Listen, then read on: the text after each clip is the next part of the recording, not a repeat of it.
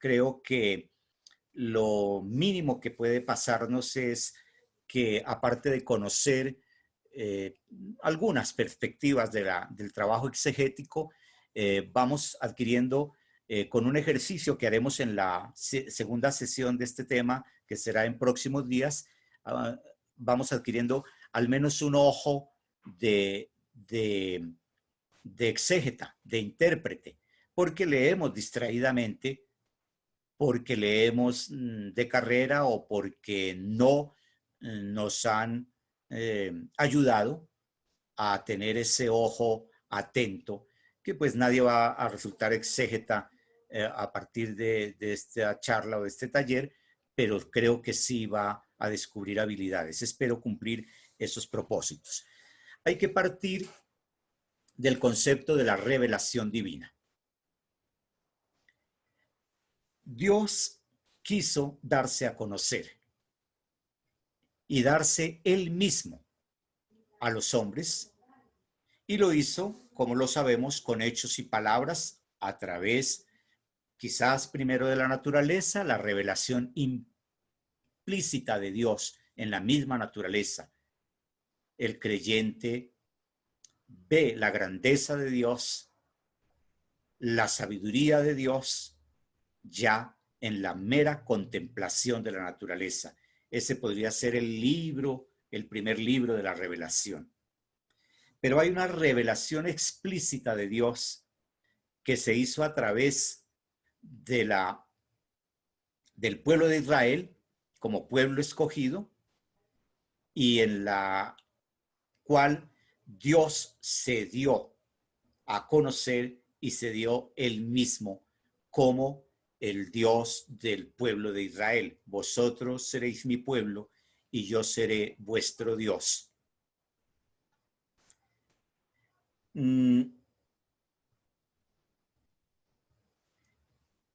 Dios, en su revelación, esto es bien importante tenerlo presente, no nos comunicó simplemente verdades, es decir, nos dio un poco de verdades para que orientáramos nuestra vida. Dios en la revelación se dio él mismo, a sí mismo. Es el don de Dios. Lo han dicho, sobre todo Rafael Polo, creo que lo insistió en alguna de las charlas de esta semana, también lo ha dicho bastante José, que para nosotros los católicos, las fuentes de la revelación divina, es decir, de donde tomamos la comunicación de Dios, son estas tres.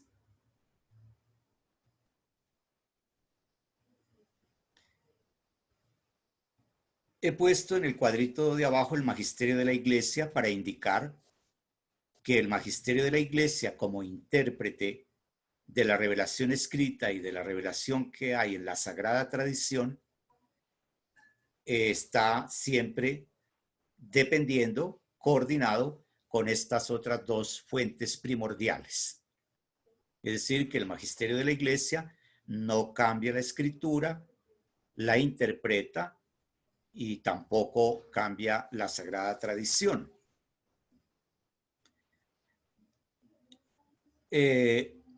Yo le digo a mis oyentes siempre que, en cuanto teólogo, voy trabajando en la línea de la ciencia, que indudablemente investiga y va bastante adelante siempre como todas las ciencias. La gente no cree que haya una producción bibliográfica de la teología tan abundante, tan fuerte como la puede haber, por ejemplo, del derecho y de la medicina regularmente, ¿no? Porque se trabaja en teología también. Pero les digo a mis estudiantes y le digo a mis hermanos cristianos y católicos cuando me oyen, que si digo alguna herejía y entran en conflicto, pues que decidan por el lado del magisterio de la Iglesia. Porque el magisterio de la Iglesia tiene la función de conservar y de transmitir la palabra de Dios. Eso mismo digo hoy, si llegara a decir alguna herejía, que hoy tal vez todavía no voy a decirla, de pronto en el número 2. Bueno.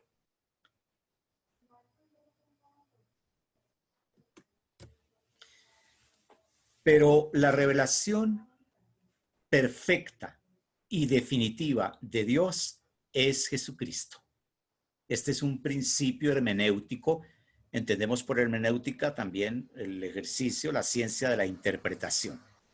Un principio hermenéutico cristiano inevitable.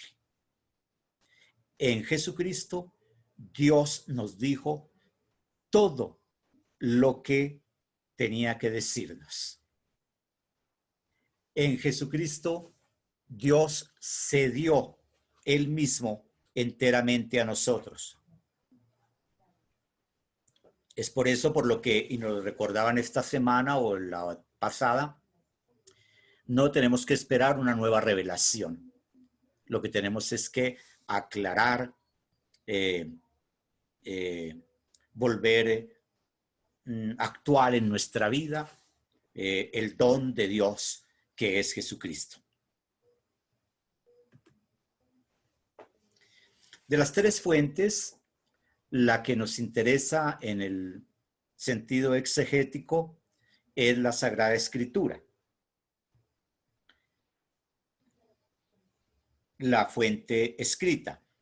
Me devuelvo un poco esto de la sagrada tradición para los hermanos que requieran alguna aclaración, pues no son las tradiciones de los padres y todo, sino que hay muchas verdades en nuestra fe católica, mas no en la fe de los protestantes que no aceptan otra fuente de revelación que la Sagrada Escritura.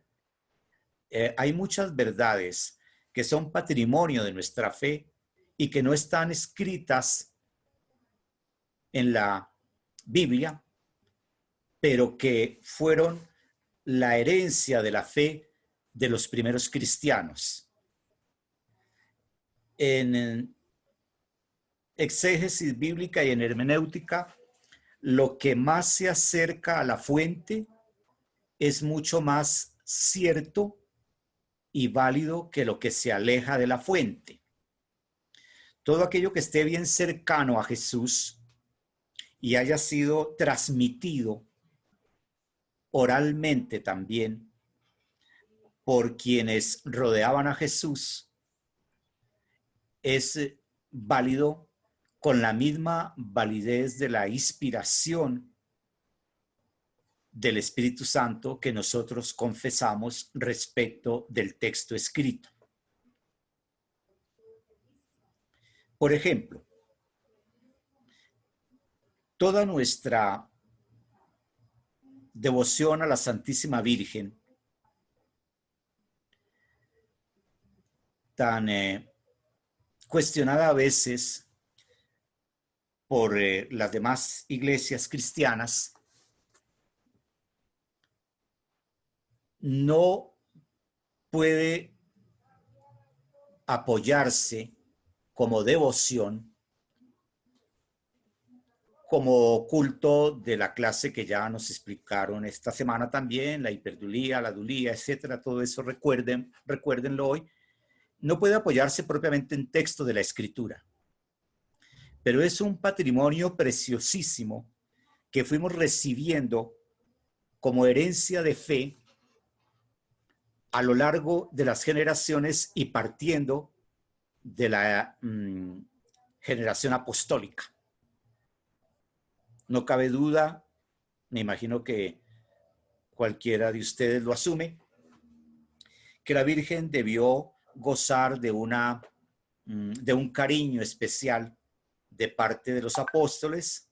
Sabemos toda la cercanía de Juan por la tradición misma y por el dato básico de la Escritura en la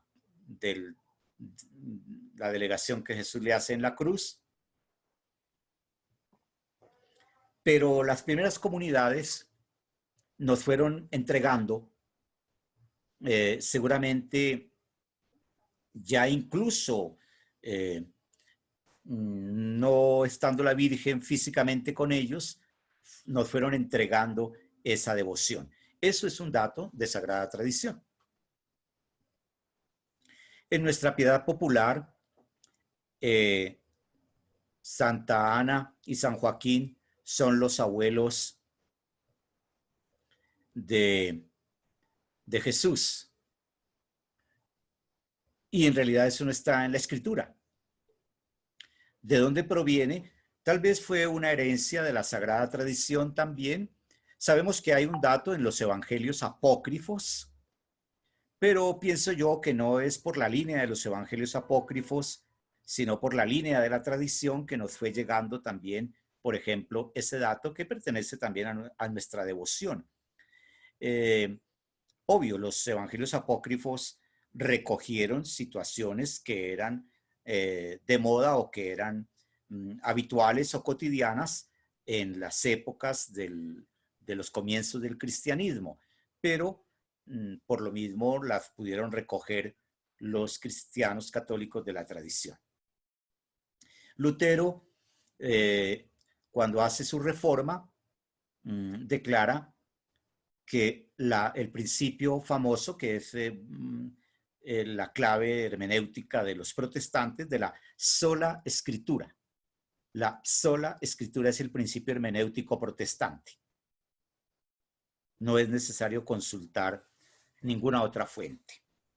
Por eso, la importancia que a todo señor, todo honor, adquirió a partir de la Reforma Protestante el trabajo exegético, la investigación sobre la Sagrada Escritura, la traducción de la Sagrada Escritura, etcétera, etcétera, porque en la Iglesia Católica hasta la fecha y todavía unos pocos años después era más limitada la lectura, era limitada la lectura de la Sagrada Escritura para los fieles y por lo tanto no se animaban desde el magisterio de la Iglesia las traducciones ni los estudios.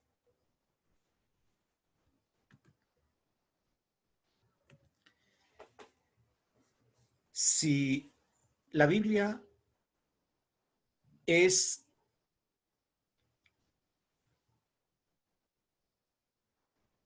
el mensaje de Dios en lenguaje humano, todos ustedes me conceden este principio lógico. Estoy hablando un poquito de ciencia, todos lo saben, pero yo le pongo el fundamento lógico de que requiere ser interpretada. Ahí nomás ya hay motivos para que haya necesidad de la interpretación cuidadosa. Dijo esta semana uno de los expositores, discúlpenme que no ponga de nuevo los nombres, claramente todas las cosas que se requieren para interpretar bien el texto de la escritura y que no puede ser pues a la carrera, no puede ser intuitivo, es un trabajo científico. Bueno, en la exégesis bíblica, en el lector creyente ya voy a decir algo al respecto. ¿Por qué? Porque ya lo decía uno de ellos, esta obra se formó a lo largo de 1200 años en papiros, en ostracas, que eran ollas, pedazos de olla de barro donde están los textos más antiguos de la cultura egipcia y hebrea, etc. En papiros que eran, como saben los hermanos, del árbol de papiro que se cultivaba a orillas del Nilo y del pergamino que es cuero de animales. Y papiros sueltos, por allí, por acá, incluso copiados y vueltos a copiar. El israelita, cuando copiaba textos de la palabra de Dios, destruía el original para evitar que la alteraran.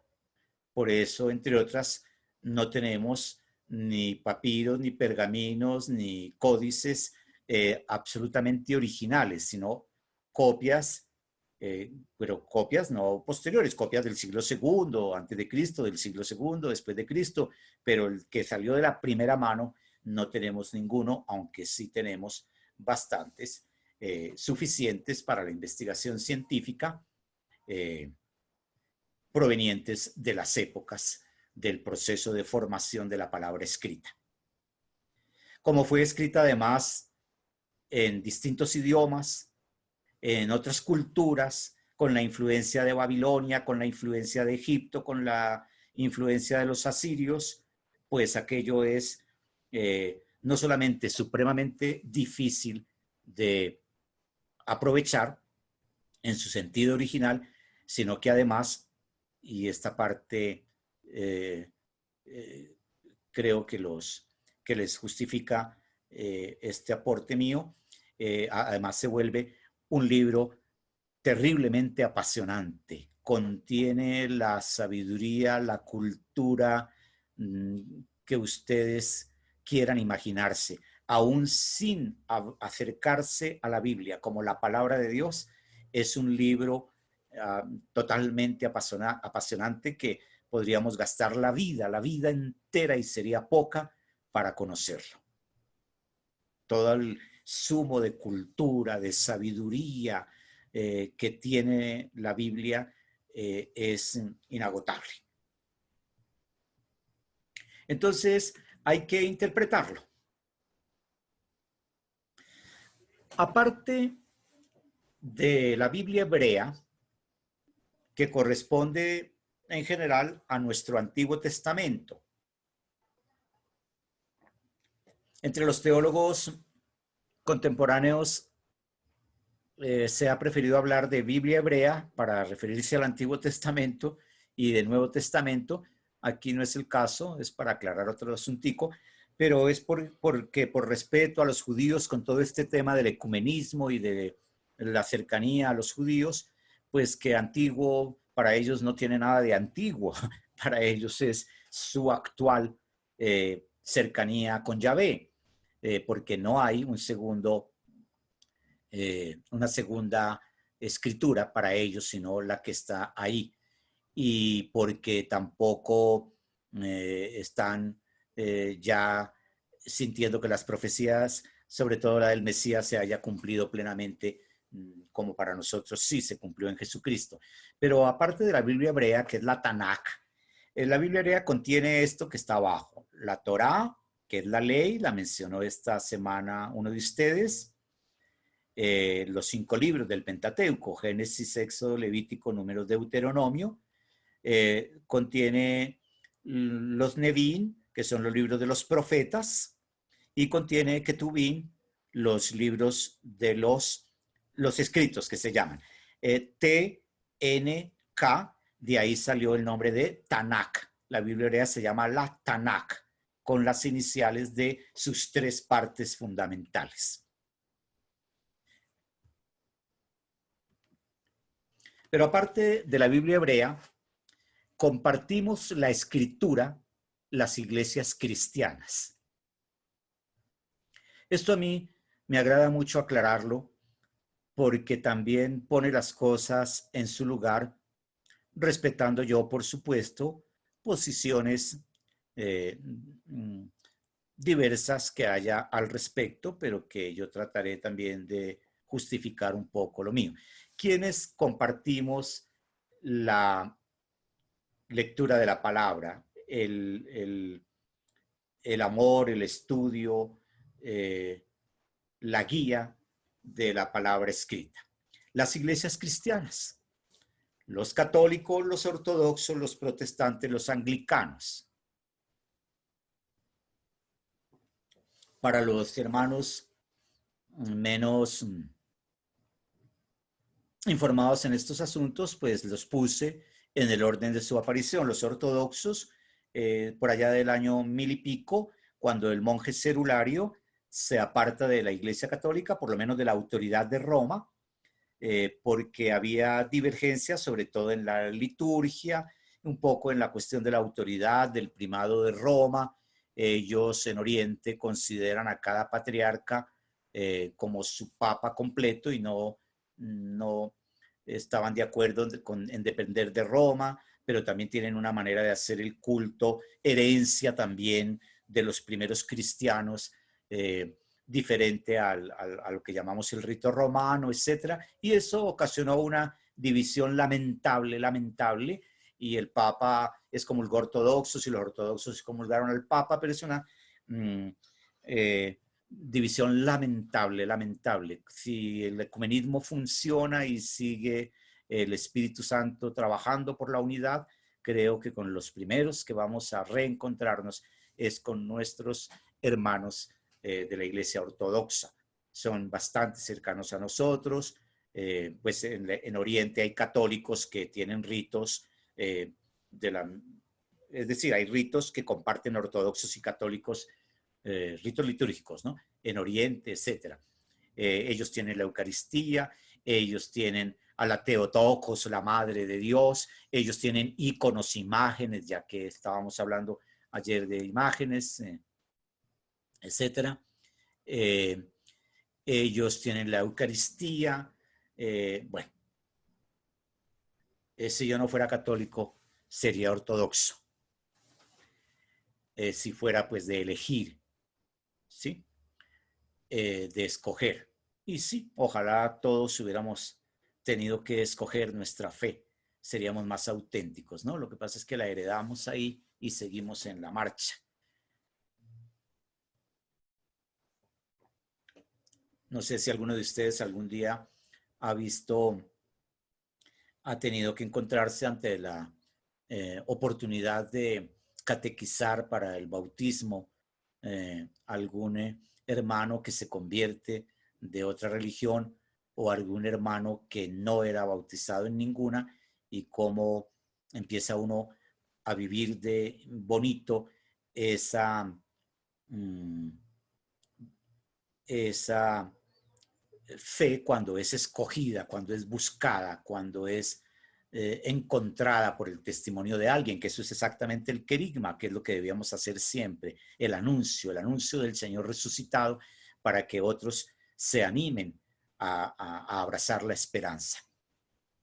Los protestantes que surgieron con Lutero hacia la Edad Media, Lutero era un fraile, lo recordamos, inteligente, yo no pienso que muy bruto, al contrario, muy inteligente, pero tuvo también sus dificultades, y que, ¿por qué negar que la iglesia tenía sus manchas negras que el hombre hubiera podido ayudar a arreglar desde adentro, que es lo que tenemos que hacer? Tú y yo seguimos siendo católicos aún sabiendo que nuestra madrecita, la iglesia, tiene sus defectos y sus errores, pero estamos por dentro ayudando a que nuestra iglesia se actualice, y esa es la misión también del laico. Yo le trabajo al tema de la ciencia y de la teología, y siempre quiero no tener ningún complejo de dialogar ni con los científicos ni con los hermanos de otras religiones o de otras confesiones religiosas, porque creo que no tengo por qué tener complejo, ni miedo, ni temor. Tenemos un patrimonio de humanismo y unos fundamentos religiosos bastante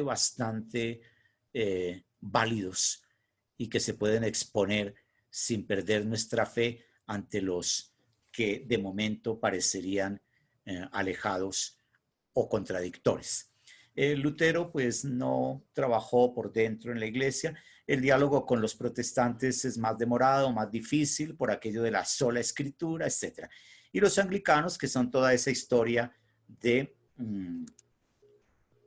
Enrique VIII y el matrimonio, etcétera, y que dependen de Inglaterra, de la iglesia, de la autoridad de ellos son las autoridades de Inglaterra.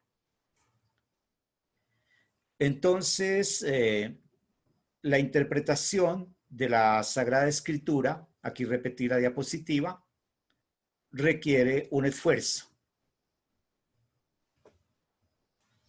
La exégesis es una ciencia. no le tengamos temor a la palabra ciencia. Mucho se ha discutido, a mí me tocó en la universidad siempre como estudiante y luego como profesor andar siempre discutiendo con los colegas de otras profesiones si el estatuto científico de la teología, pues porque hubo un tiempo de cientifismo, ustedes saben que solo se admitía ciencias físico-matemáticas, la física, la química, pero la psicología, pues como que no parecía ciencia, y que la antropología, bueno, la antropología física todavía, pero que la psicología y la sociología y mucho menos la teología, eso era un poco el prejuicio cientifista, empirista que nos dejó Comte con los famosos tres estados o estadios del desarrollo de la humanidad: el estado religioso, el estado metafísico y el estadio científico. Y decía el filósofo Augusto Comte que la humanidad fue superando la infancia, que era lo religioso, la pubertad, que era lo metafísico, cuando hubo filosofía,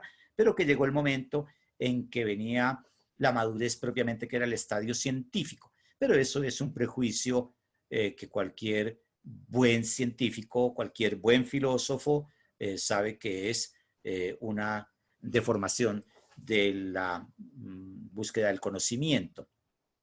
Es decir, que la teología es una ciencia porque tiene un objeto de trabajo, que es la fe, es la ciencia de la fe. ¿Ven? El objeto de trabajo es la fe, casi nada. No es un objeto empírico matemático, pero es un objeto de trabajo.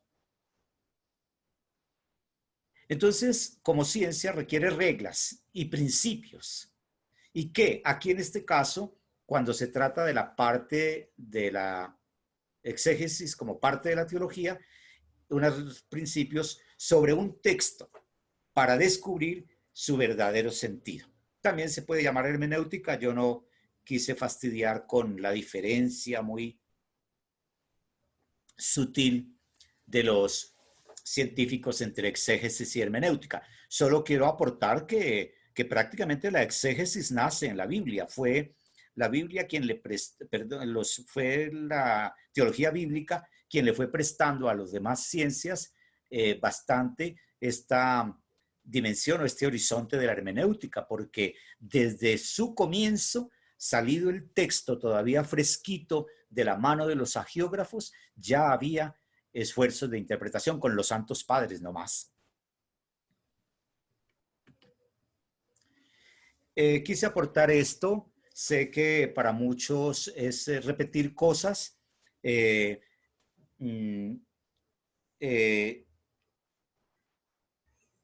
Guillermo Quijano, esta semana lo he visto aportando muy al momento preciso por el chat datos de estos. Incluso nos puso un contacto muy oportunamente cuando José o Rafael, no sé quién, o el padre José Carlos estaban hablando de algo parecido, y es un aporte bueno. Yo lo hago por razones de fundamentos exegéticos. ¿Por qué? Porque lo primero que tú requieres para hacer una buena exégesis es una buena Biblia. Ahí está. Lo que requieres para hacer exégesis es una buena Biblia. ¿Qué tendríamos que decir al respecto? ¿Qué Biblias en español? La Biblia de San Jerónimo, esta Biblia de San Jerónimo no se consigue casi, pero de poderla tener es maravillosa. Ella está basada en el texto latino y tiene tal grado de lenguaje claro y de comentarios buenos que uno no necesita un diccionario. Si uno llega a tener al tanto, a la mano, la Biblia de San Jerónimo, le sobra el diccionario casi. Es maravillosa. La Biblia de Navarra, buenísima, es la que más podemos conseguir en nuestro medio, es una de mucha acogida en España. Monseñor Escrivá de Balaguer la pidió, y la Universidad de Navarra se comprometió en el trabajo. Hicieron una traducción maravillosa y tiene los comentarios más actualizados que podamos encontrar. Imagínense que incluye ya comentarios muy buenos del Catecismo de la Iglesia y de los Santos Padres. Yo personalmente la consulto porque es tal vez de las pocas Biblias que en las notas de abajo agrega bastantes referencias a los padres de la iglesia, que como saben fueron los primeros que trabajaron el texto bíblico y que además nos lo transmitieron, ¿no? Incluso pues lo transmitieron desde su propia interpretación. Eso ya es exégesis, ¿no? Los santos padres tuvieron acceso a los textos originales, pues San Jerónimo, San Agustín, etcétera, etcétera. Uno ni sabe cómo. Imagínense que esto se escribía en rollos y rollos, papiros, pergaminos envueltos. Yo no sé, San Agustín escribió 80 y pico de obras y cita la Biblia permanentemente. Y yo digo, la tenía que citar de memoria, porque yo no me imagino que en su celda pudiera tener todos esos rollos, ¿no? Entonces, la Biblia de Navarra me agrada mucho por ese aporte de la relación con los santos padres. Esta Biblia de Nácar Colunga, mis hermanos, con esta estudié en el bachillerato, que pues afortunadamente me tocó que ya, antes del seminario, en el mismo colegio San Pedro Claver de Fontibón, ya tuvimos la suerte de tener un cura que se metió a la aventura de pedirle la Biblia a los estudiantes de bachillerato en el año, bueno, no les voy a decir para que sea eso una de las investigaciones científicas que queden. Bueno, y esta Biblia de Nácar Colunga es la primera que se tradujo al español tomada de los textos originales. La tradujo el padre Nácar y el padre Colunga. Por eso se llama Nácar Colunga, ¿no?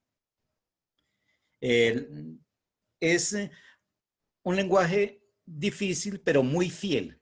De modo que si a alguien le queda por ahí en su biblioteca de los abuelos una Biblia Nácar Colunga, sálvela. Porque como Biblia para estudio es muy buena. Esta Biblia de Bover y Cantera, esta, esa sí se puede conseguir, es muy difícil, no se puede conseguir, como dije, muy difícil conseguirla, pero es buenísima. La hicieron el padre Bover, es un sacerdote jesuita. Cantera, yo nunca sé si es sacerdote o no, me parece que no.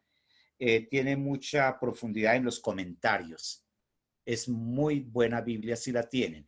Esta Biblia de Torres Amat, buenísima, se consigue por ahí haciendo esfuerzo, se consigue y también es de una traducción excelente. La mejor traducción que se ha hecho en España, en opinión de los teólogos y de los biblistas, es esta, directamente, claro, de los textos hebreos y griegos, como hablaré luego. Y esta Biblia de Jerusalén, que nos nombraba Monseñor y Rafael y José en estos días, obviamente, esta es del 60 y pico y 70 y pico. Ella es en francés, la hizo la Escuela Bíblica de Jerusalén. Un buen trabajo, ella salió en francés y luego también tenemos la traducción en español y es la más acogida en nuestro medio. Hay revisiones, ya diré algo al respecto de ellas. Esta es una super Biblia, gracias en nombre de todos a Guillermo que puso este enlace en el chat. Yo no lo sé hacer, pero si lo pueden mirar un poquitico, la Biblia de Juan Straubinger, ahí se consigue. Es una super Biblia, una super Biblia. Está en internet. Monseñor Straubinger es considerado el Jerónimo de Hispanoamérica por este trabajo. Este trabajo es un trabajo antiguo, ya logrado. San Jerónimo fue el que tradujo la Biblia del original griego y hebreo al latín. Entonces, por eso le dicen el San Jerónimo, pues el padre de la Biblia. Recuerden que en el mes de septiembre, el mes de la Biblia, justo el 30 de septiembre, si la memoria no me falla, es la fiesta de San Jerónimo, el gran traductor de la Biblia para la iglesia, en latín, ¿no? Esta Biblia tiene unos comentarios absolutamente hermosos, maravillosos, que resuelven muchísimos problemas de exégesis y de interpretación del texto. Yo creo que todos los hermanos se pueden animar a encontrarla en internet y y aprovecharla. Entonces, ¿con qué nos quedamos? ¿Qué hay en nuestro medio? Esto para los hermanos que requieren esta información tan simple, me disculpan los demás. Creo que todos tienen una Biblia. Además, sería bueno que la mandemos traer ahorita al pie, pero en el próximo taller más importante. ¿Qué hay en nuestro medio? ¿Qué consigues tú? ¿Y qué Biblia conseguir? Miren, hermanos, sinceramente, y de una vez esta respuesta autorizada. ¿Qué Biblia conseguir? Mira, depende de para lo que la quieras. Así de sencillo y de claro. Si tu necesidad urgente o tu necesidad habitual de encuentro con la Biblia es la lectura piadosa, la oración o la catequesis, puedes conseguir las Biblias que hay en el mercado. Obviamente acudes a Paulinas de la Novena, ahí del Parque de Lourdes en Chapinero, o a Paulinos de la 51, o de, bueno, o acudes a la Verbo Divino, allá cerca de la iglesia del Señor de los Milagros, o en la Caracas. Bueno, esas Biblias te sirven con toda confianza. Si tú lo que quieres es tener una Biblia para tu lectura, para tu oración, no hay necesidad de las Biblias de estudio sirven a las dos funciones, ya ahorita diré. Pero pues a veces, como el lenguaje es mucho más científico, le pierdes de pronto sabor inmediato de tipo espiritual y devocional, pues con todo respeto de otras opiniones. Esta es Biblia de América, esta es la famosa Biblia de Jerusalén latinoamericana. No, no confundirla con la Biblia de Jerusalén, otra que hemos nombrado y que nombró Monseñor y mis hermanos expositores esta semana, porque esta carece de las notas que son tan importantes, como les diré más adelante, en una Biblia de estudio. Tiene muy poquitas notas. ¿Y por qué? Porque no la hicieron para el estudio. ¿De acuerdo? Esta es una Biblia hermosa, menos conocida. No, sí, ya va conociéndose, de Monseñor Shekel, del padre Shekel, Luis Alfonso Shekel. Esta Biblia del Peregrino la distribuyen los claretianos y tienen una más pequeñita que trae Lección Divina ahí mismo, va interrumpiendo el texto y te va proponiendo los pasos de la Lección Divina, y además es muy manualita. Y Es hay una una Biblia buenísima. resumida. Todo el trabajo lo hizo el padre Shekel.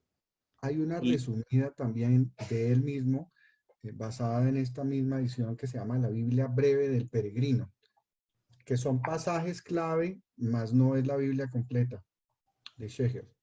qué bueno, gracias, José. No, no sabía y me gustará conocerla, ¿no? Voy a Si buscarla. me permites compartir la pantalla, se las muestro en una carrera. ¿Yo qué hago aquí? ¿Me salgo yo? Es solamente quitar compartir la pantalla, y existe también una Biblia que viene por temas. En vez de tener los libros como tal, viene por temas. Entonces tú, por ejemplo, pones la comunión, entonces te busca todos los temas de toda la comunión. Ya les voy a Excelente. mostrar a través de mi pantalla normal. Eh, Aquí está la Biblia temática. Esta es una Biblia donde se busca por temas. Esto es de Luis Gotesels, que es un sacerdote jesuita. Aquí la vemos, la Biblia temática, Muy bien. que ¿Nos viene dices la editorial? eh, Edivesa. Aquí se Ah, las pongo. excelente. Perfecto. Muy bien. Y está esta versión, que es una Biblia como para el viajero, como para el peregrino del camino de Emaús o el camino de Santiago de Compostela, que es la Biblia Ah, sí. breve del peregrino, que la tenemos, que también es de Luis Alonso Cheja. Excelente.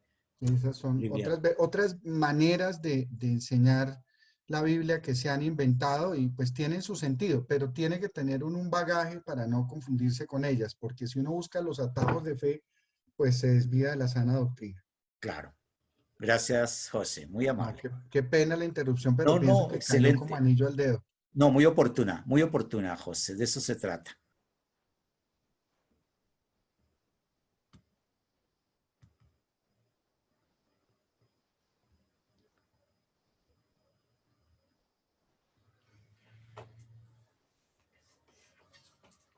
Esta de Shekel tiene comentarios hermosos y supremamente eh,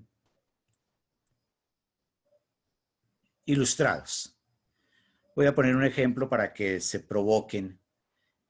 Eh, en, la, en el relato de Abraham que pretende mmm, matar a su hijo según la eh, mmm, petición de Yahvé, que es un tema que requiere, por lo demás, muchísima exégesis por aquello de Dios queriendo que maten al hijo, ¿no? Como si Dios fuera malo, etcétera, etcétera.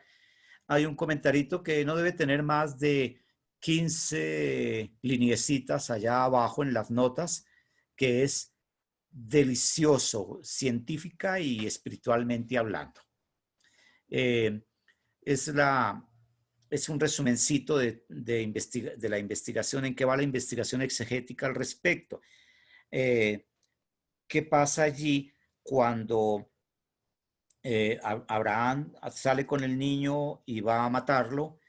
Lleva todo listo para el monte y qué pasa luego, que se arrepiente. Y, por ejemplo, posibilidades. Son dos textos que se montaron en la formación del texto. En el entonces histórico, pues había la costumbre de sacrificar niños a los dioses.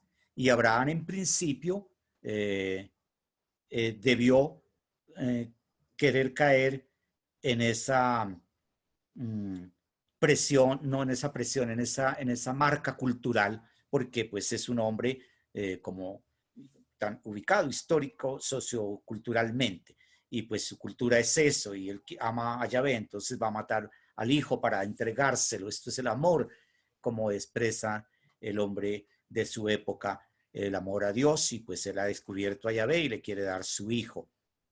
Eh, pero mmm, el detente de Dios, no toques a tu hijo, que es como el centro del mensaje, es la nueva orientación de la nueva experiencia de Dios. No te metas con los niños, no te metas con los hijos, no necesitamos que me sacrifiques a los hijos. No es este el, el modelo de la relación de Yahvé con el pueblo.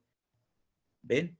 Eh, También propone Shekel, resumiendo el estado actual de la exégesis al respecto, que el texto puede estar recogiendo los niveles de la conciencia religiosa de Abraham, que ha ido evolucionando al contacto con la nueva fe en Yahvé, porque Abraham debió ser un idólatra de la luna y todo allá en Ur de Caldea, de acuerdo con su cultura y su ambiente. Pero al encuentro con Yahvé, él va descubriendo su nueva dimensión en la relación con Yahvé. Y entonces dice, este texto va mostrando las etapas del crecimiento de la conciencia religiosa de Abraham, que va desde lo idolátrico y sacrificial hacia la relación de amor con Yahvé. Es apasionante.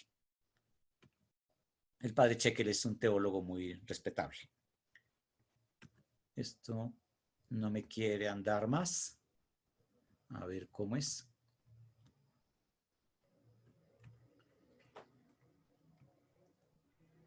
Entonces, ¿qué Biblia comprar? Depende para lo que quieras. Hay en nuestro medio también estas. Esta Biblia de Dios habla hoy, hermanos. Esta Biblia es una Biblia que, aunque no lo sepamos muy bien, pero no hay por qué asustarse, se inició en la iglesia Sergio, protestante. perdona, pon la presentación que estamos viendo solamente las... Ya, muéstrame a ver cómo hacemos porque me descuadré.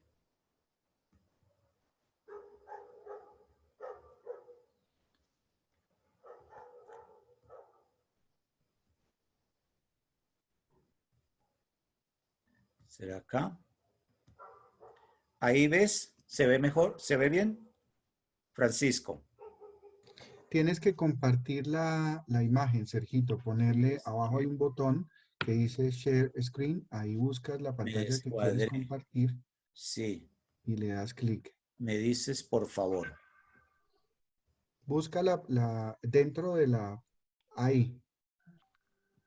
Ya, entonces ahora tienes que buscar la pantalla que quieres compartir y la compartes, como lo hiciste al principio. Ahí está, busca la diapositiva que quieres, debemos estar por ahí en la veintitantas, calculo yo.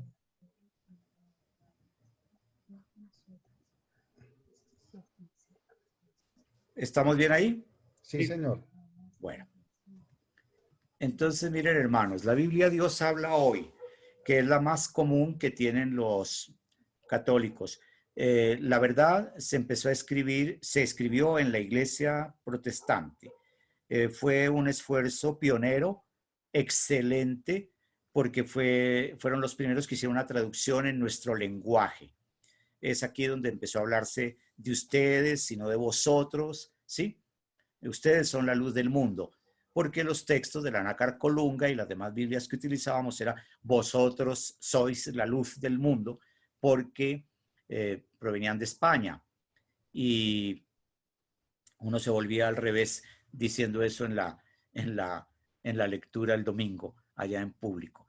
Es un trabajo muy bien hecho, hubo teólogos católicos y protestantes, y por entonces el cardenal nuestro era López Trujillo, autorizó la lectura de esta Biblia a los católicos en un acuerdo con la Iglesia protestante. Si ustedes ponen los libros deuterocanónicos que normalmente no contienen las Biblias protestantes, autorizamos la lectura para los católicos. Así se hizo y ellos ponen ahí la autorización, el Niki Lobstad del cardenal, y esta Biblia se difundió y es buena, se puede leer con confianza, pero pues tengan en cuenta que tiene los 7 libros que regularmente la Reina Valera no trae, separaditos, no en el orden en que los traería la Biblia católica, pero sí los agregaron en el acuerdo. Dicen algunos en los ambientes teológicos y bíblicos que no deberían seguir metiendo ahí en las primeras hojas la autorización del cardenal, no solo porque el cardenal López ya se haya muerto, sino porque ellos le han hecho algunas reformas y actualizaciones y sigue saliendo en la pasta la autorización del cardenal, de que deberían encontrar una nueva autorización, un nuevo Niki Lofstad, pero no es problema. Esta Biblia del pueblo de Dios es buena, si la consiguen. Esta Biblia de estudio es la misma de Dios habla hoy, esta. Es buena, buenísima. Esta es una de las que yo trabajo. Mi profesor de griego y Sagrada Escritura en la Javeriana, el padre Ortiz, fue partícipe de la comisión que tradujo esta Biblia junto con algunos pastores protestantes o teólogos protestantes. Es de nuestro medio. Excelente trabajo, excelente. En cuanto a la Biblia de los protestantes, que es la famosa Reina Valera. Reina Valera eran 2 sacerdotes católicos también, monjes, pero luego se convirtieron al protestantismo. Pero esta Biblia de Reina Valera, ¿cuál es el mérito y por qué tanta difusión? Porque fue el primer trabajo, ya con los nuevos aires de Lutero, de que traduzcamos la Biblia y de que popularicemos la Biblia, se hizo esta traducción. La Biblia de los protestantes, la Santa Biblia de Reina Valera, acordemos. Nácar Colunga era nuestra Biblia católica. Reina Valera, que son 2 señores también, Reina y Valera, 2 sacerdotes de ese entonces, la Biblia de los protestantes. Ellas sí no traen los libros deuterocanónicos, que son estos. Ya no los habían mencionado esta semana, por eso no requiero demorarme. ¿Se puede leer o no leer en estas Biblias? Yo pienso que sí. Respetando otras opiniones, en mi opinión y dentro de lo que conozco, no han cambiado ni los protestantes ni los católicos, ni que ellos lo digan de nosotros ni nosotros de ellos. El texto bíblico. No, ellos menos, nosotros tampoco. Cambiar, no. Que haya más libros o menos libros y que las traducciones sean distintas, pues eso sí es diferente. ¿Por qué las traducciones? Lo he debido decir atrás, pues porque hay Biblias que las publican para la catequesis, hay Biblias que las publican para la oración, hay Biblias que las publican para el estudio. Entonces las Biblias de estudio tienen que ser mucho más fieles en el lenguaje y las de oración y demás, pues pueden ser mucho más, o aplicadas a una región, al lenguaje de la región, pueden, pero no son cambios a la palabra de Dios, son traducciones. Pero ahora, si ustedes quieren, sí concedo que a veces las traducciones las hacen con su intención, ¿no? Por ejemplo, esto aquí sí es complicado, ¿no? Miren, hermanos, esta Biblia, ojo, es verdecita en la que yo tengo también, traducción del Nuevo Mundo de las Santas Escrituras. Ojo, esta es la Biblia de los Testigos de Jehová. Esta Biblia sí, para nada utilizarla, o utilizarla en la investigación, no para la lectura, ni para la oración, ni nada. Esta Biblia sí es una traducción amañada. Ustedes saben que los testigos de Jehová no son de los comienzos ni de la Edad Media, son una secta moderna, no son cristianos. Por eso no los puse. ¿Por qué no son cristianos? Porque para ellos Jesucristo no es el Hijo de Dios, no es Dios presente con nosotros, sino un hijo de Dios. Entonces, inclusive no hay Trinidad, no hay sino el Padre y el Hijo es de menor categoría que el Padre. Por eso no son trinitarios y por eso no son cristianos. Cristiano es aquel que confiese que Jesús Cristo, el Hijo de María, es Dios con nosotros, que padeció, murió por nuestros pecados, que resucitó y que está vivo. Eso es un cristiano. Ese es el querigma. Esa es la esencia del cristianismo. Todo aquel que no confiese eso podrá ser todo lo que quiera, filósofo, testigo, pero no es cristiano. Podrá conocer, bueno, si no confiesa eso. ¿Y quiénes confiesan eso? Los ortodoxos, los anglicanos, los católicos y los protestantes. Los testigos no lo confiesan. ¿Cómo traducen? En el Mateo 25, refiriéndose, acuérdense, esto es de la Virgen y de San José, pero no tuvo coito con ella hasta que ella dio a luz un hijo y él le puso por nombre Jesús. No es lo de coito lo que me molesta, es lo de hasta que. Sin embargo, uno va a los originales y sí se puede traducir hasta que, pero dependiendo de las versiones originales del hebreo o del griego que ellos hayan consultado, los protestantes en la Reina Valera o los testigos, hasta que a veces me parece que les gusta y que les viene bien a la idea que también nos recordaban esta semana de que la Virgen tuvo más hijos y por lo tanto Jesús otros hermanos, porque entonces el hasta que he leído distraídamente, sin exégesis, sin griego, sin hebreo, parecería que María fue virgen mientras tuvo a Jesús y luego ya él tuvo otros hijos en su vida matrimonial con José. Pero ahí no es solo el problema porque está más grave aquí. Esto es el capítulo 1 de San Juan, en el versículo 1. Sus Biblias, si las tuvieran a la mano y las consultaran, dice, en el principio existía la palabra y la palabra estaba con Dios y la palabra era Dios.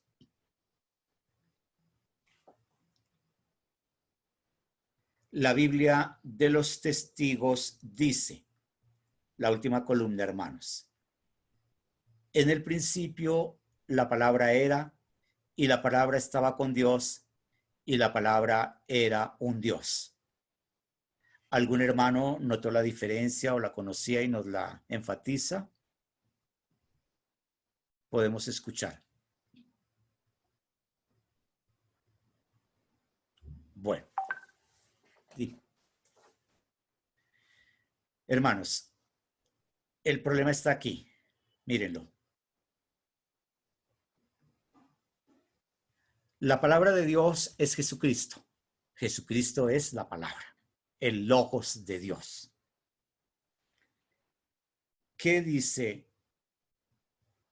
la revelación escrita? Que en el principio el logos era y estaba con Dios y era Dios. ¿Qué dicen los testigos? Que en el principio el logos era y estaba con Dios y era un Dios. Muy sutil, ¿no? Pero esto está puesto al servicio de toda su doctrina antitrinitaria, porque son antitrinitarios a más no poder, y eso está también a favor de su pensamiento de quién es Jesús en el contexto de la revelación. Uno iría a qué decía la Septuaginta. No hablé de esos, no sé por qué la diapositiva estará luego. La traducción en griego dice, en arge, estoy en la primera columna, en arge, en ólogos, kai ólogos, en proston theon, kai theon, en ólogos. No por fastidiarlos, pero si uno ve atentamente, no hay para nada la expresión de que sea un Dios. Theos en ologos era Dios. En el principio, en arge, la palabra era, ¿sí? Y la palabra estaba con Dios y la palabra era Dios. En latín, si fuéramos a buscar, si consultaron la Vulgata, in principio erat verbum et verbum erat apud Deum et Deus erat verbum. El Dios era, la palabra verbum era Dios. Aquí está muy claro para nosotros que entendemos, somos más cercanos al latín. Deus erat verbum. La palabra es el sujeto, era de Dios y no hay artículo. La otra Biblia que podemos encontrar, la de los ortodoxos, la mencionó también ayer o antier un expositor, simplemente tiene más libros que agrega el Salmo 151 y unos apéndices de Salmos 155, las Odas y Salmos de Salomón, los libros 3 y 4 de Esdras, 3 y 4 Macabeos, que nosotros no tenemos, ni los protestantes, y la oración de Manasés. Esos textos fueron discutidos al comienzo, etcétera, pues no contaron con el visto bueno del canon romano, del canon católico. Como dice el Salmo 151 de la Biblia de los ortodoxos. Ahí lo tienen, hermanos. Es prácticamente de David, ¿no?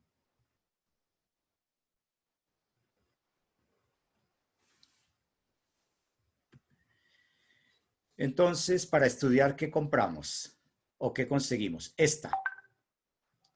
O esta, o esta. Para hacer exégesis. Aquí aclara la Biblia de hoy, mire, con deuterocanónicos de acuerdo con el orden católico. para poder facilitar el estudio. Ellos, los protestantes, de acuerdo con el pacto con el cardenal López, pero aquí ya los meten en orden para no confundir al estudioso. Esta porque es maravillosamente, ¿listo? ¿Qué tiene que tener una Biblia de estudio? Esto, hermanos, el aparato crítico. Se llama aparato crítico en exégesis toda la parte de abajo. Yo estoy señalando, a ver si mis hermanos observan, la parte de abajo, cuando la Biblia tiene por lo menos un cuarto de la página abajo en notas que se refieren a los versículos arriba con llamadas y todo, es una Biblia de estudio, porque todas esas notas, cuando yo estoy estudiando, son las que me iluminan el estudio del texto y me ayudan mucho a aproximarme o a ir a otras fuentes para precisar el sentido del texto. La exégesis bíblica no empezó desde el principio y era de moda dije, disculpen, era el método al comienzo, junto con los padres de la iglesia, interpretar alegóricamente. ¿Qué es alegoría? Pensaban que el texto bíblico se refiere a una idea moral o espiritual, como que el texto es símbolo de esa idea, una alegoría, ¿no? La significación literal de los textos se asume que dan a entender una cosa expresando otra diferente. Voy a poner en Gálatas 4, 21, 32, se puede ver una alegoría. San Pablo usa bastantes alegorías y bastantes lecturas de tipo que vamos a ver. Miren la alegoría, cómo la trabajan. Esto de los 4 ríos del jardín del Edén. ¿Qué decían los padres? Concretamente Filón, que estos ríos, el principio, el río grande que navegaba en el jardín, que se dividía en 4 ramales, era el río grande es la bondad y los 4 ramales son las 4 virtudes. El Pisón era la prudencia, o se refiere a la prudencia, el Gijón la templanza, el Tigris la fortaleza y el Éufrates la justicia. ¿Ven? De hecho, estos ríos solo se ubican histórica y geográficamente 2, como ustedes lo saben, el río Tigris y el río Éufrates. Los otros 2, pues hay muchas discusiones y cosas, si se han asimilado al Ganges y al Nilo, etcétera, etcétera. Pero pues todos los que se pusieron a ubicar el paraíso terrenal, el Edén, geográficamente, buscando esos ríos para demarcar los límites, pues ahí hay todos los estudios, desde los más científicos hasta los más fantasiosos que quieran, y pierden el tiempo porque el paraíso terrenal está en Medellín, Antioquia. Bueno, eso es alegoría. ¿Qué métodos más allá de la alegoría existen? Estos métodos.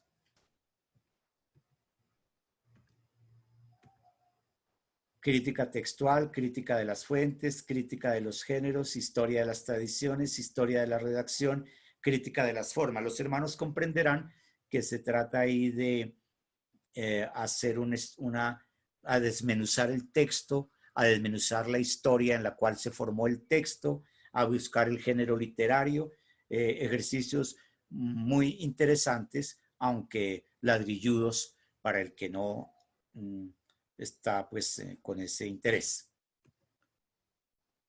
A partir de esos métodos se formó en la época moderna 19 y 20 la exégesis crítica, que tiene estos 2 elementos. Hay que rescatar el aspecto lingüístico de la estructura del texto y las condiciones históricas en que fue escrito. Esos son las 2 columnas. Así, hermanos, entonces, para ir concluyendo, ¿para qué puede servirme? Y me han faltado cosas, luego les hablo de la Vulgata y de la traducción de la Vulgata y de la traducción de la Septuaginta, que son inevitables aquí, quiero decirles hacia dónde apuntar. Hoy en día, si uno como católico ilustrado quiere asimilar a su propia vida cristiana los hallazgos y las metodologías exegéticas para hacer una lectura más fiel de la palabra de Dios y una comprensión mejor de su mensaje, debe trabajar en estos 3 niveles. Primer nivel de interpretación, el nivel histórico-literario. Solo cuando hemos leído el texto, conocido lo que esté a nuestro alcance de la historia del texto, del autor, de la estructura, del género literario, de todo eso que es el método crítico, pasamos al nivel teológico, a interpretar. Ahí sí. Nunca empezar por acá, hermanos. En los cursos, tanto a nivel académico como a nivel de parroquia, leo un texto y digo, bueno, hermanos, ¿qué significa este texto? ¿Qué leen ahí? No, ¿qué significa? ¿Qué leen? Y empieza un hermano, una señora. Ay, este texto nos habla de que debemos ser muy buenos y que nuestro Señor nos quiere mucho y que tenemos que caminar por la senda de la fe y de la moral. No, hermana. ¿Qué dice el texto? Ay, mira que es que de todas maneras, porque el Señor Jesús habló en la palabra para... No, hermana, lee el texto y qué dice. Yo pido siempre que tengamos un lápiz bicolor y que subrayemos cosas cuando estamos en este nivel para acostumbrar al lector que hay que primero leer el texto. La palabra de Dios nos habla ahí primero. Nunca pasemos a la interpretación sin esto. ¿Por qué? Porque le perdemos riqueza al texto. Por eso es que la oración también se nos empobrece a los 3 minutos después de leer el texto bíblico, porque es que no lo hemos leído, estamos poniendo la interpretación que está en nuestra cabeza o la que oímos en el sermón del domingo pasado, pero no estamos dejándonos hablar del Espíritu Santo por mediación del agiógrafo, del escritor que habló en nuestro idioma, pero en otro tiempo. Ahí sí pasamos a una interpretación teológica porque el texto nos la sugiere. Mientras más rico haya sido el análisis histórico-literario, más rica es la interpretación teológica. Y ahí sí, el nivel actualizante. Ahí sí es una maravilla.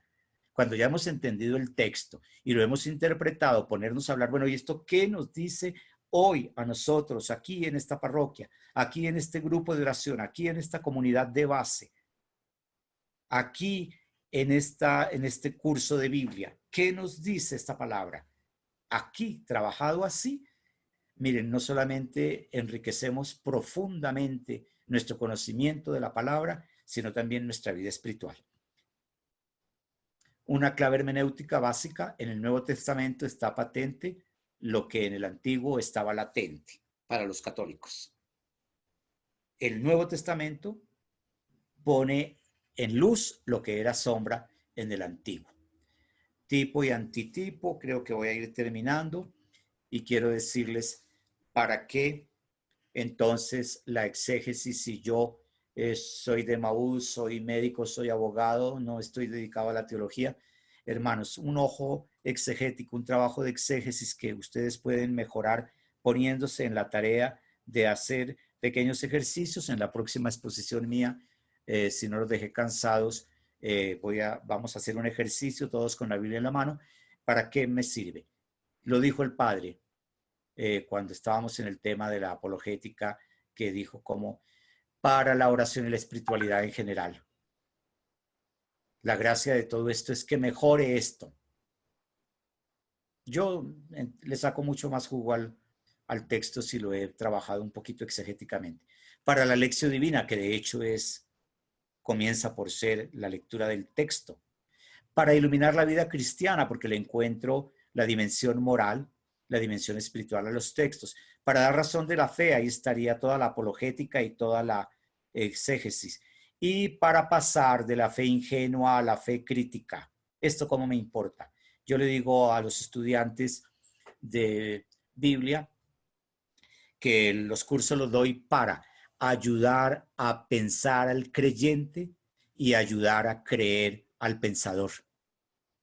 Porque los creyentes no fuimos formados para pensar bien nuestra fe y porque los pensadores creen que por ser pensadores les es ajena la fe. Para ayudar a pensar al creyente y ayudar a creer al pensador, porque tenemos que ser católicos ilustrados. Tenemos que ser católicos ilustrados para poderle hablar de frente al mundo de hoy, que está regularmente bien informado y bien ilustrado en muchas cosas, sobre todo si nos movemos en el mundo de la universidad o en el mundo de los profesionales.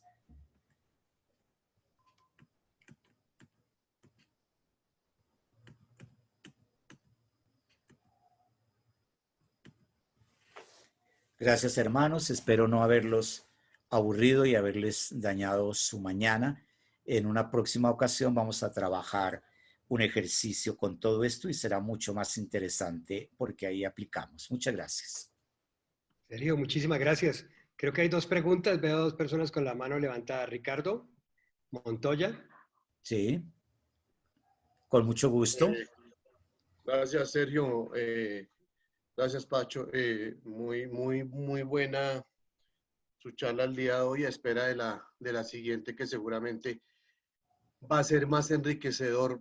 El tema en particular, lo digo por mí, en este caminar hacia el conocimiento de la Biblia, hacia el acercamiento de la fe, a engrandecer mi fe. Estamos en ese proceso, en ese caminante, seguramente usted lo mencionó, de los que hasta estamos empezando.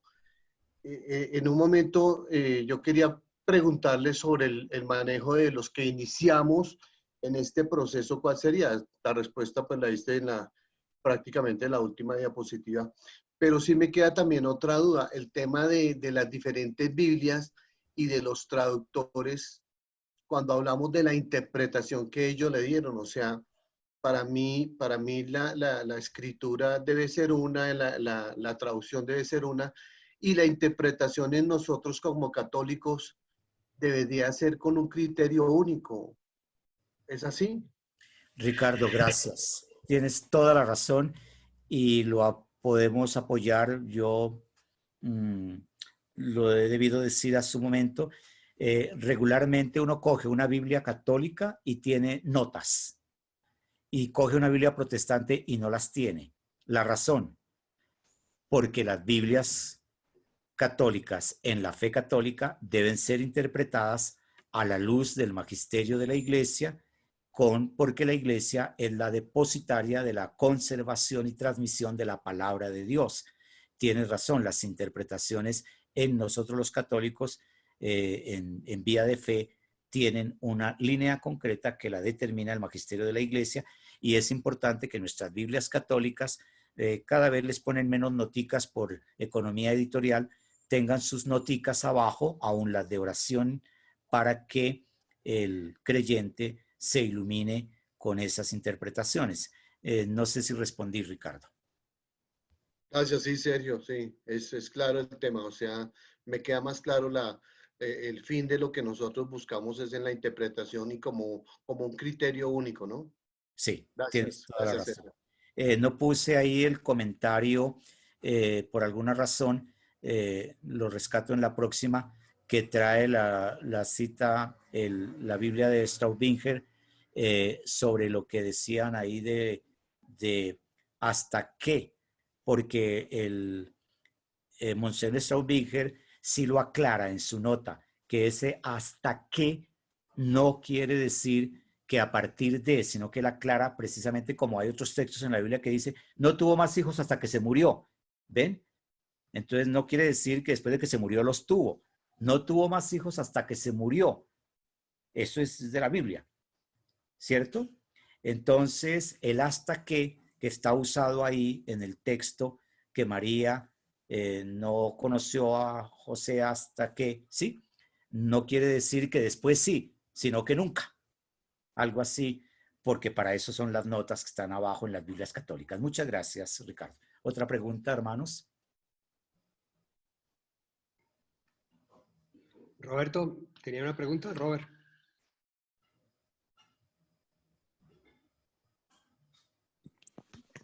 Gracias, Sergio. Excelente charla que nos aclara mucho nuestro caminar y nuestro caminar acompañados de la palabra de Dios, que es muy lindo. Descubrí hoy con las explicaciones de la Biblia que yo tengo una Biblia protestante. Qué bueno. Y ¿no es cierto? La tengo y esa era, fue madre. ¿Y por qué? Porque cada vez que le proponía a mis hijos leamos la Biblia, ellos protestaban. ¿No? Le daba a algunos amigos y ellos protestaban. Entonces me salió protestante la bendita Biblia, ¿no? Es una broma, pero es cierto, es muy bonito empezar uno leyendo y luego compartir esa lectura. Vale la pena ahondar más adelante en los audiolibros y las Biblias de audiolibros, porque los chicos de ahora están leyendo poco, pero sí escuchan.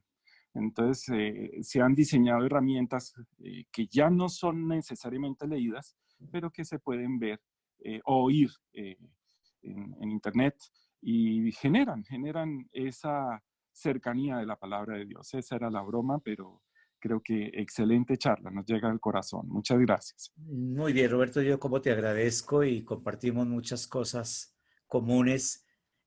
Compartí mucho tu visión acerca de la apologética, sin entrar en debate, pero soy más de ese pensamiento.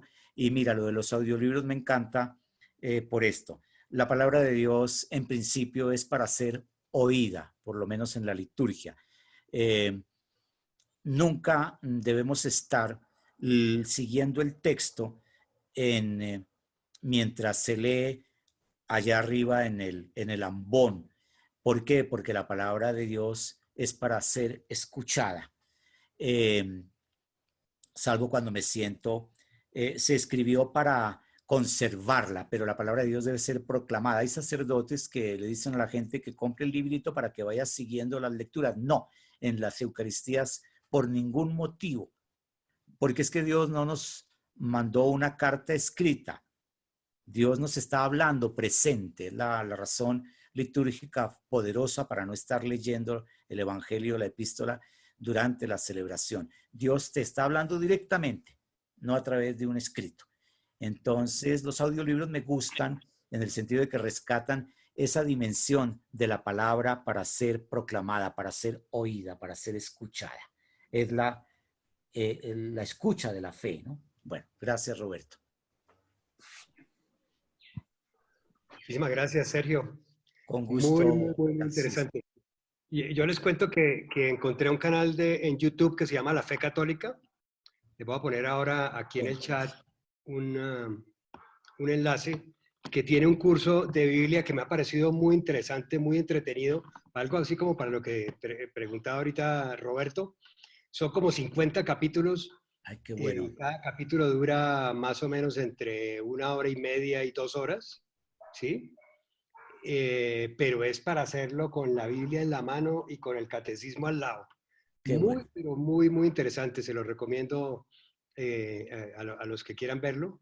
La persona, el presentador es bastante ameno, es un mexicano, y él presenta el texto de la Biblia en la pantalla, presenta el texto de la Biblia en la pantalla y va leyendo y va resaltando algunas partes interesantes. Se lo recomiendo al que lo quiera mirar. Gracias, Pacho. Seguramente ya lo pones, ¿cierto? Ah, sí. Ahí lo puse. Ay, no, se lo puse personalmente a Guillermo. Ya la vuelvo a poner acá. Regalándolo. Ya. Sí, señor, pero yo se lo comparto. Ah, perfecto. Muchas gracias, Guillermo.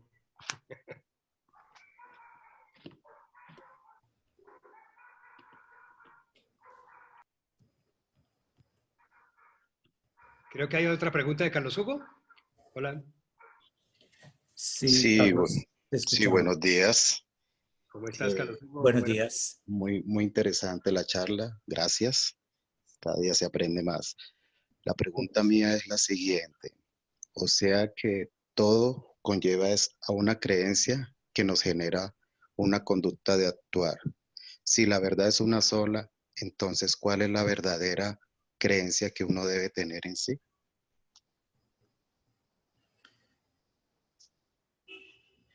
Eh, un principio hermenéutico que aquí vale en fe católica es que el verdadero intérprete de la escritura es el Espíritu Santo. A mí me preguntó un chico en la universidad una vez con cierta sorna, eh, hablando de la formación del texto a partir de las tradiciones orales, cómo primero fue transmisión oral y luego texto en hebreo y luego traducción al griego y al latín, y cómo todas estas cosas, me decía, profesor, ¿y usted que nos ha dicho tanto que la palabra de Dios, la escritura es inspirada, dónde quedó el Espíritu Santo? Porque pues ese texto lo escribieron de varios pergaminos, de varios. Y entonces, ¿dónde estaba el Espíritu Santo? Yo contesto, en todo el proceso. Y en el proceso incluyó al lector. Creo que por eso no hay que comenzar a leer la escritura ni siquiera para hacer ejercicios exegéticos sin invocar al Espíritu Santo si voy a leer en la iglesia y de acuerdo con la iglesia y con la fe. Entonces, si no sientes que vado la pregunta, Carlos, yo diría, la creencia esencial es esa que también tú, a la luz, con la mediación de los textos, con la mediación del magisterio de la iglesia, con la mediación de toda nuestra fe en comunidad, en la iglesia, el Espíritu Santo pone en tu mente y en tu corazón. Y yo, a falta de un criterio más científico, me quedaría con ese criterio. ¿Qué va poniendo el Espíritu Santo en ti? Pero también en tu grupo de oración, pero también en tu iglesia, porque el Espíritu trabaja, en mi opinión, a lo largo de todo ese proceso que tiene que ver con la formación, la transmisión y la interpretación de la escritura, sin pretender que mi interpretación agregue nada a la escritura, simplemente la aprovecha, ¿no? Gracias. Si quedó bien, Carlos, y si no me dices o nos dices que todos podemos alumbrar acá. Sí, yo parto es que con todo lo que explicaste y eso de verdad profundicé bastante, muchas dudas y me llegaba esta. Sí. Todo es creencia y la creencia hace actuar a cada ser, a cada persona dentro de su propia religión. Pero si la verdad es una sola, entonces, ¿cuál es la verdadera Biblia o cuál es la verdadera creencia que nosotros como seres, utilizando, como dices, el Espíritu Santo, el Espíritu que tenemos y que nos habla a nosotros, nos dé la verdad de todo? ¿Cuál sería? Hombre, es como para debatirlo largo. Yo no sabría responderte de una manera mm, definitiva porque tomaríamos el riesgo de caer en los dogmas, ¿no? Pienso que vamos caminando en sombras hasta que nos encontremos con Dios, que es la verdad y que solamente así entenderemos profundamente. Pero todo esto, incluso la ciencia más profunda, es un balbuceo nuestro para acercarnos a la mente de Dios, pero no podríamos dictar que tenemos lo absolutamente cierto ya desde ningún punto de vista de estos, ni siquiera en la oración mística, que tanto se acerca el místico a la naturaleza de Dios, pienso yo que lo logra atrapar en la plenitud, ¿no? Pero pues obviamente estos son temas que ya pueden debatirse ampliamente, ¿no? Gracias por la respuesta. Gracias. Había otra pregunta por parte de Carlos Moreno. Gracias, Sergio. No, más que una pregunta, me uno un poquito a varios hermanos del chat, en donde pues nos interesó mucho la explicación que hace Sergio de la Biblia. Y donde de pronto, porque pues yo sé que en Fontibón de pronto tú tenías un tiempo o un espacio en determinada fecha donde hacías estudio de Biblia. No sé si a través de Pacho esto se podría hacer pues a través de estas reuniones que tenemos. Por lo mismo, porque a veces uno tiene una Biblia, pero uno la interpreta como muy a como lo puede identificar, pero no sé si eso tiene un orden, si uno puede arrancar por X libro o de pronto nos puedes orientar un poquito en el estudio de la Biblia y desde la parte literaria, lo que dijiste antes de pasar a la teología y esto. Entonces, como para hacer ese ejercicio y que lo podamos aprovechar también con la Biblia en mano, como tú lo dices. Gracias, Carlos. Mira, yo actualmente solamente estoy dictando un curso así a público abierto en, en una obra social de la Fundación Sopeña, pero yo puedo abrir otro en algún momento dado en Fontibón. En este año no abrimos, pero allí tuvimos durante muchos años, incluso el grupo bíblico enriqueció bastante los demás ministerios en la parroquia, fue interesante. En el momento en que haya el espacio, las circunstancias o el pretexto, lo hacemos. Y por este medio no tengo inconveniente, me apasiona el tema. Y mira, Carlos, la lectura, obvio que en la próxima, el ejercicio que con toda modestia y humildad voy a ofrecer en la próxima sesión, te va a dejar a ti y a los hermanos la habilidad suficiente, porque vamos a coger a trabajar un texto con tu Biblia en la mano y a diseccionarlo y vas a coger esa habilidad, de modo que tú y los hermanos van a ya a ganar ahí aprendizaje. Si hay un curso más intenso por acá o por otro medio, con mucho gusto y lo avisamos. ¿Cómo leer la Biblia? Nunca en orden, ¿no? Leer, por si no lo decimos nunca, eh, un salmo diario de los 150, un salmo, y meditarlo y trabajarlo, estudiarlo si se puede, ¿no? Trabajarlo en lección divina si se quiere. Y luego leer primero quizás el Evangelio de Marcos, luego Hechos de los Apóstoles, cartas, ¿verdad? Los otros evangelios, los otros tres, y luego sí meterse con el Antiguo Testamento, pero eso también lo puedo poner por escrito en el próximo curso.